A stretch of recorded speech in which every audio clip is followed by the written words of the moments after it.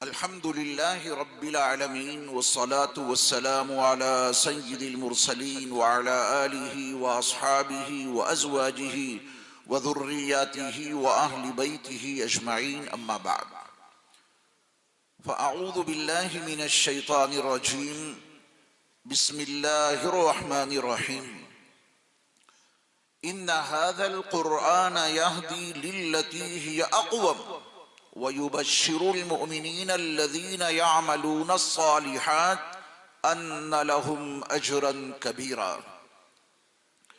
حضرات علماء کرام، مشائخ اعظام، میرے دینی اور اسلامی بھائیوں اور عزیز طلبہ اور پیارے بچوں، یہ ہماری اور آپ کی سعادت مندی اور خوشبختی ہے کہ آج ہمارے اور آپ کے معبود نے ہمیں اور آپ کو ایک ایسے روحانی، نورانی، مقدس اور بابرکت اجلاس میں شریک ہونے کی توفیق عطا فرمائی ہے، جو علاقے کے بڑے مشہور اور معتبر دینی ادارہ مصباح القرآن کے زیر اہتمام حفاظ کرام کی دستار بندی کے عنوان سے منعقد کیا گیا ہے۔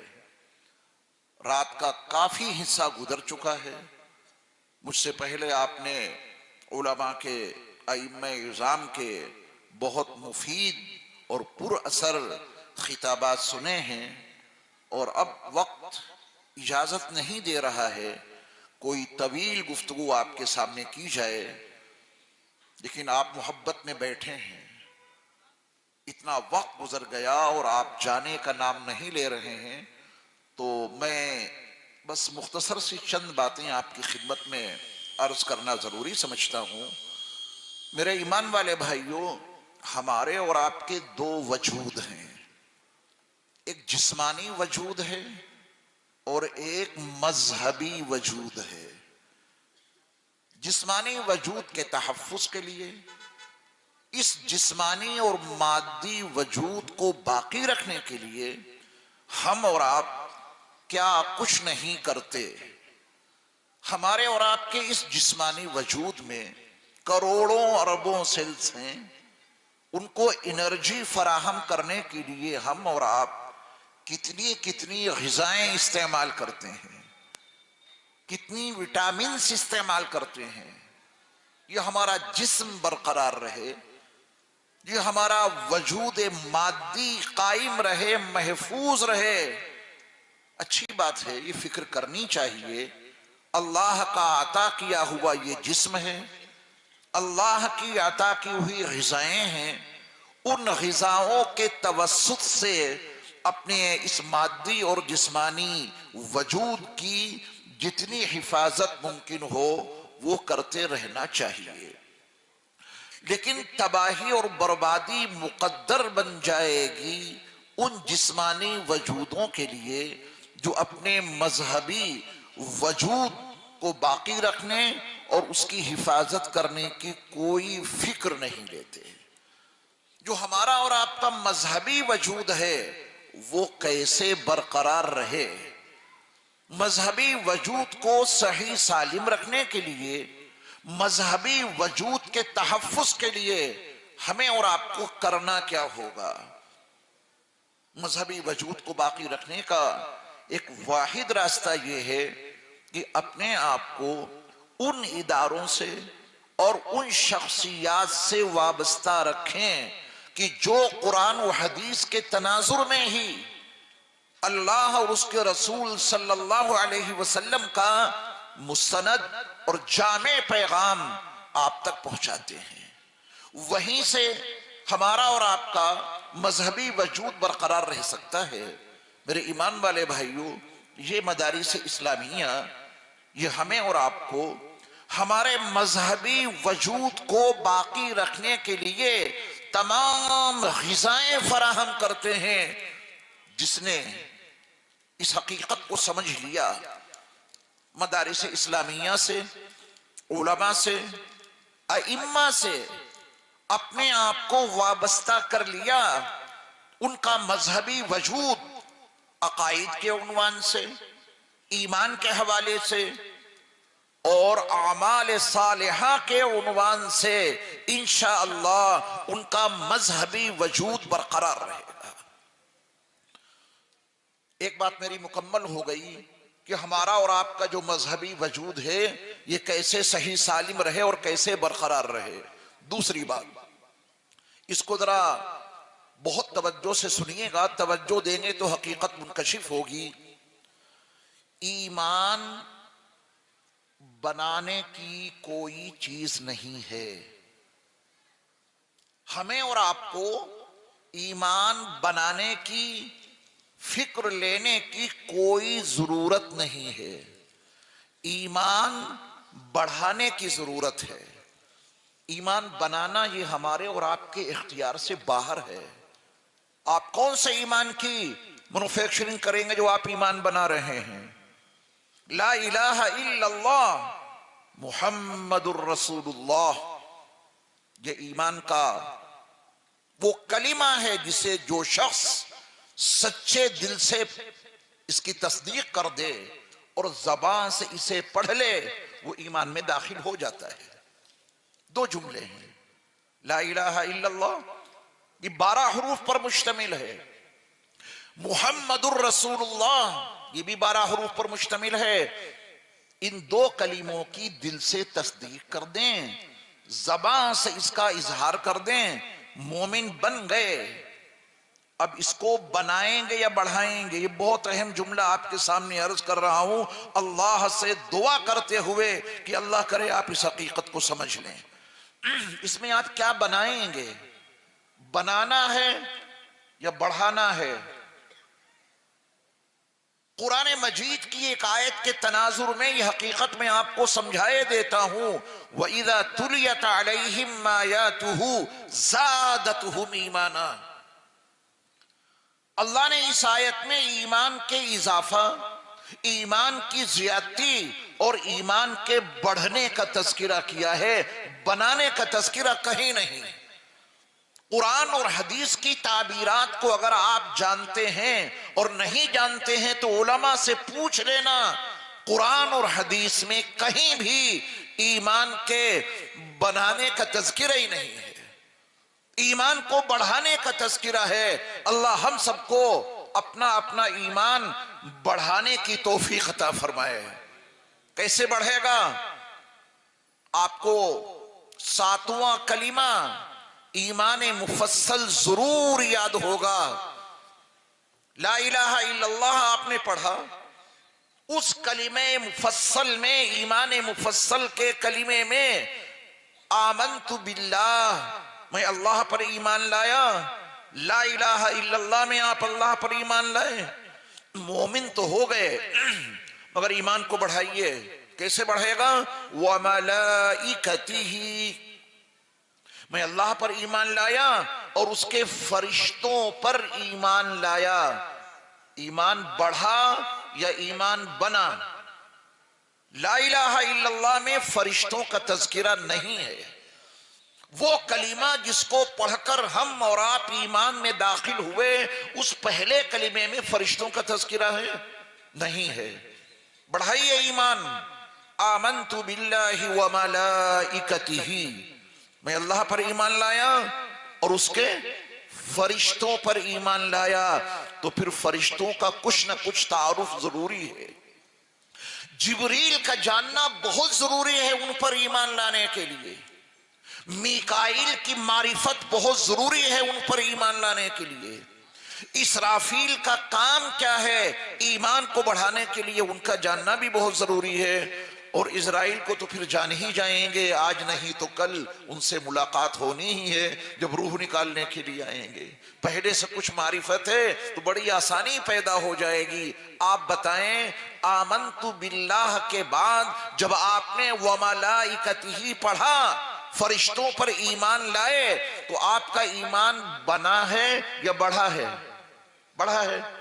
وَرُسُلِهِ محمد الرسول اللہ پڑھ کر آپ نے اللہ کے آخری نبی اور صرف ایک رسول پر ایمان قبول کیا ہے، اور قرآن کا بیان ہے ایک رسول پر ایمان لاؤ گے تو تمہارا ایمان معتبر نہیں ہوگا، اللہ کے سارے رسولوں پر ایمان لانا پڑے گا۔ جب آپ اللہ کے سارے رسولوں پر ایمان لائیں گے تو ایمان بڑھا یا ایمان بنا؟ ایمان بڑھا۔ وَكُتُبِهِ، اور اللہ کی کتابوں پر ایمان لائے۔ صرف قرآن پر ایمان لانے سے وہ مومن نہیں بن سکتے جو مطلوب ہے، پھر کس پر ایمان لانا پڑے گا؟ اللہ کی ساری کتابوں پر، وہ تورات ہو، انجیل ہو، زبور ہو، امثال سلیمانی ہو، صحف ابراہیم ہو، تمام کتابوں پہ ایمان لانا پڑے گا۔ اور جب آپ کہیں گے کہ میں اللہ کی تمام کتابوں پر ایمان لایا، تو لا الہ الا اللہ کے بالمقابل ایمان بنا ہے یا ایمان بڑھا ہے؟ بڑھا ہے نا؟ اس ایمان کو بڑھانے کی فکر لینی ہے۔ ایمان بننے بنانے کی کوئی چیز نہیں ہے، یاد رکھنا۔ یہ تعبیر اپنے سماج سے ختم کر دو، یہ اسلوب اپنے ماحول سے نکال دو کہ ایمان یہاں بنے گا وہاں بنے گا۔ ایمان بننے کی کوئی چیز نہیں ہے، ایمان لے آئے، دل سے اسے مان لیا تو مان لیا، شک میں مبتلا نہیں ہونا ہے، لا ریب فیہ کے عنوان سے زندگی گزارنی ہے۔ یہ ایمان بڑھانے کی فکر لینی ہے، لا الہ الا اللہ محمد رسول اللہ پر ہی ٹھہرنا نہیں ہے۔ جتنے ایمانیات کے شعبے ہیں جسے میرے مصطفیٰ علیہ السلام نے وعدے کر دیا، صحیح مسلم کی صحیح حدیث میں ایمان کے 70 سے زیادہ شعبے ہیں۔ ان شعبوں کو کون جانے گا؟ ہماری اور آپ کی ذمہ داری ہے۔ تو دوسری بات میری یہ ہو گئی کہ ایمان بنانے کا تو کوئی مسئلہ ہی نہیں، ایمان قبول کر لیا تو قبول، تصدیق کر دی تو تصدیق ہو گئی۔ اب فکر کس کی لینی ہے؟ ایمان بڑھانے کی۔ بڑھے گا کیسے؟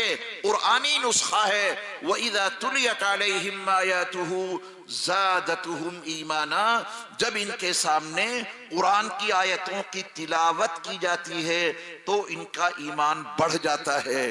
ایمان بڑھانے کے لیے ہمیں اور آپ کو مدارس اسلامیہ سے رابطہ قائم کرنا پڑے گا۔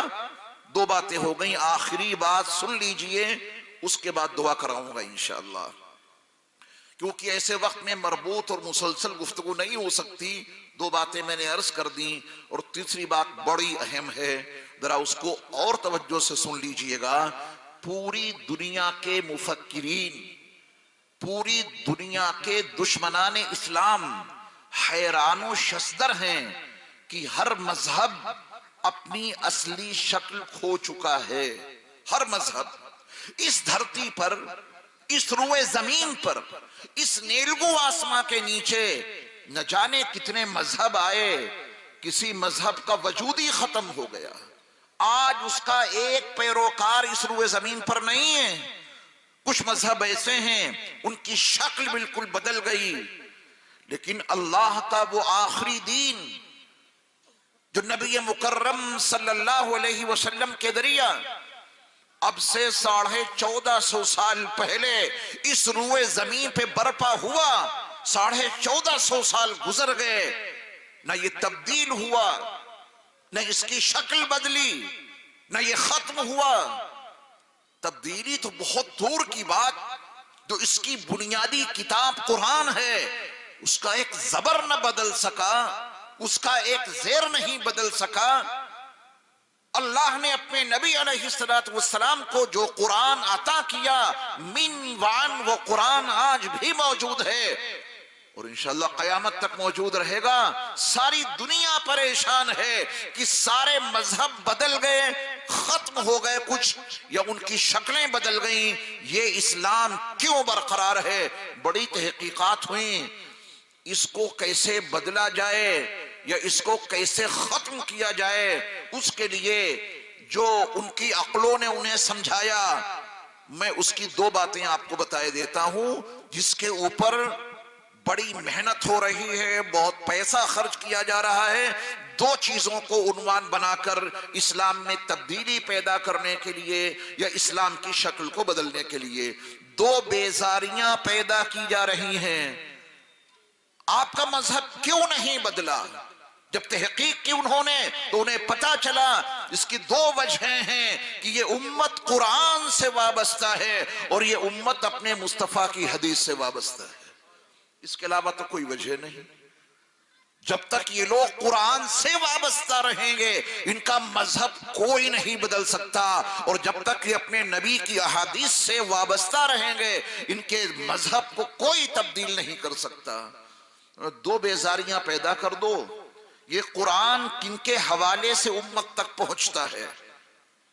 معاف کیجئے گا، ہمارے علاقے کے جتنے بڑے بڑے سیٹ ہیں اللہ ان کو برقرار رکھے، مدارس اسلامیہ میں تعاون کرنے کی توفیق عطا فرمائے، ان سیٹھوں اور مالداروں کے ذریعہ یہ قرآن محفوظ نہیں ہے۔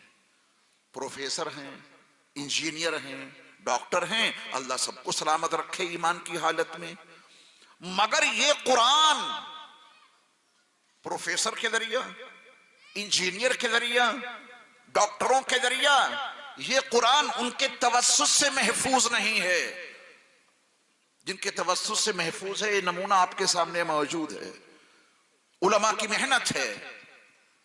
یہ تو آپ کی سعادت مندی اور خوشبختی ہے کہ آپ ان سے وابستہ ہیں اور قرآن کی عظمتیں آپ کے قلوب میں ہمہ وقت پیوست ہوتی رہتی ہیں۔ تو میں نے عرض کیا کہ جب انہوں نے اس کا جائزہ لیا کہ ان کا مذہب، ان کا دین اسلام کیوں محفوظ ہے، قرآن و حدیث محفوظ ہے، قرآن و حدیث کن کے ذریعہ محفوظ ہے، وہ علماء کی جماعت ہے، حفاظ کی جماعت ہے، تو کفر نے اور شرک نے ایک محنت شروع کی۔ ان کی محنت کی بنیاد صرف دو چیزیں ہیں۔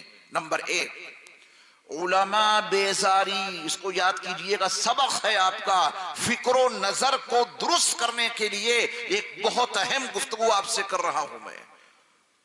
علماء بیزاری کی مہم شروع کرو۔ جب تک یہ امت علماء دین سے وابستہ رہے گی، قرآن و حدیث سے وابستہ رہے گی، لہذا علماء بیزاری کی ایک محنت شروع کی گئی۔ آپ ان باتوں کو ہلکے میں نہ لیجئے گا، حقائق پر مبنی آپ سے گفتگو کر رہا ہوں۔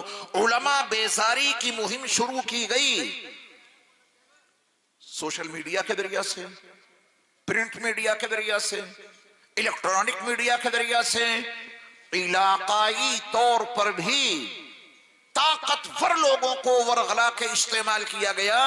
علماء بیزاری کے لیے محنت کی گئی، ان کی خدمات کے اوپر پانی پھیرنے کے لیے جملے استعمال کیے گئے، کیونکہ کفر و شرک کی طاقتوں کو یہ معلوم ہے کہ جب تک یہ امت اپنے علماء سے وابستہ رہے گی اس کو دین سے منحرف نہیں کیا جا سکتا اور اس کا دین تبدیل نہیں کیا جا سکتا۔ علماء بیزاری کی محنت شروع کی گئی۔ مصباح القرآن کے اس عظیم الشان اجلاس کے شرکا تہیہ کر لو، ارادہ کر لو کہ کفر علماء بیزاری کی مہم چلا رہا ہے، ہم علماء سے محبت کی مہم چلائیں گے انشاءاللہ۔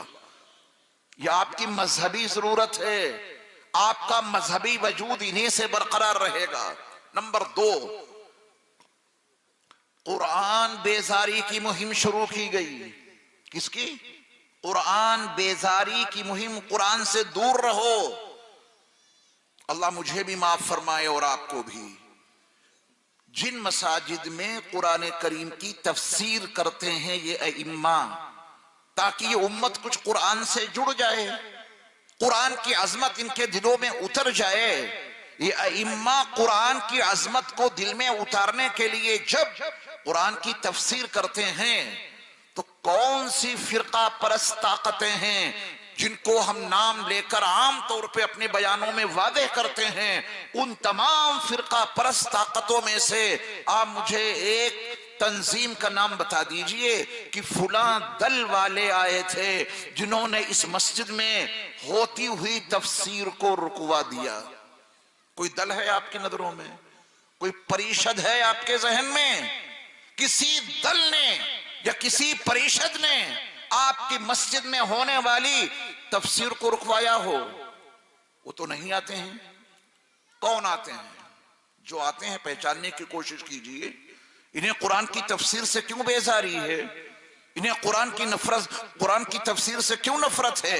ایک معتبر، ایک مستند عالم دین جس کے علم کا سلسلہ یہاں سے شروع ہوتا ہے اور گنبد خضرا کے مکی تک پہنچتا ہے، اتنا معتبر سلسلہ لے کے بیٹھے ہیں، اساتذہ کی سند ان کے پاس موجود ہے، وہ آپ کو قرآن کی تفسیر جب سنانا شروع کرتے ہیں تو کیوں رکواتے ہیں؟ یہ قرآن بیزاری اور علماء بیزاری کا وہ حصہ ہے جس سے آپ کا مذہبی وجود خطرے میں پڑ جائے گا، پہچاننے کی ضرورت ہے۔ بس میرا بیان یہیں پہ آج ختم ہے۔ 3 باتیں میں نے آج آپ کی خدمت میں عرض کر دی ہیں۔ یہ آخری بات بڑی اہمیت کی حامل ہے کہ جو قرآن بیزاری اور علماء بیزاری کی مہم میں شریک ہیں، رات دن ان کا یہی مشغلہ ہے کہ یہ امت کسی طرح علماء سے کٹ جائے اور قرآن کی اہمیت کو ان کے دلوں سے نکال دیا جائے۔ اگر آپ ان کی محنتوں کے شکار بن گئے تو آپ کچھ بھی ہو سکتے ہیں، آپ کا مذہبی وجود ختم ہو جائے گا۔ مذہبی وجود کو باقی رکھنے کے لیے آپ کو علماء سے، قرآن سے اور اس کی تفسیر سے وابستہ ہونا ہی پڑے گا۔ آخر میں دل کی گہرائیوں سے مدرسہ مصباح القرآن کے محتمم حضرت مولانا محمد شہزاد صاحب قاسمی دامت برکاتہم العالیہ کو، آپ کی پوری ٹیم کو، تمام اساتذہ کو، چودھری نظام قریشی صاحب کو، حاجی ناظم صاحب اور جتنے معاونین ہیں سب کو دل کی گہرائیوں سے مبارکباد پیش کرتا ہوں، جن کی سعی پیہم اور جہد مسلسل کے نتیجے میں الحمدللہ یہ دینی ادارہ قرآن و حدیث کی خدمات انجام دے رہا ہے۔ محنت کا نتیجہ آپ کے سامنے اس سال 28 طلبہ حفظ قرآن کی تکمیل کے ساتھ موجود ہیں، جن کے سروں پر پگڑیاں موجود ہیں۔ اللہ ان کو سلامت با کرامت رکھے، ان کے والدین کو بھی سلامت با کرامت رکھے۔ حقیقت میں اللہ کی طرف سے ان کا انتخاب ہوا، اساتذہ کی محنت ہوئی اور اللہ نے اپنا کلام ان کے سینوں میں محفوظ کر کے اپنا ایک نام بھی ان کو دے دیا۔ اللہ کے ناموں میں سے ایک نام ہے حافظ۔ اللہ کے ناموں میں سے ایک نام کیا ہے؟ حافظ۔ یہ نام بھی ان کو مل گیا۔ بڑی عظمتوں کے حامل ہیں، بڑی رفتوں کے حامل ہیں۔ اللہ سب کی خدمات کو قبول فرمائے۔ اب دعا کر لینی چاہیے۔ مجھے صبح ہی جانا ہے ایک سفر میں اور شام سے پہلے واپس آنا ہے، کیونکہ عیدگاہ کا پروگرام چل رہا ہے اور ابھی بھی عیدگاہ کے پروگرام سے بیان کر کے آپ کی خدمت میں حاضر ہوا۔ دعا کرنی چاہیے۔ ذرا مجھے پانی دے دیجیے۔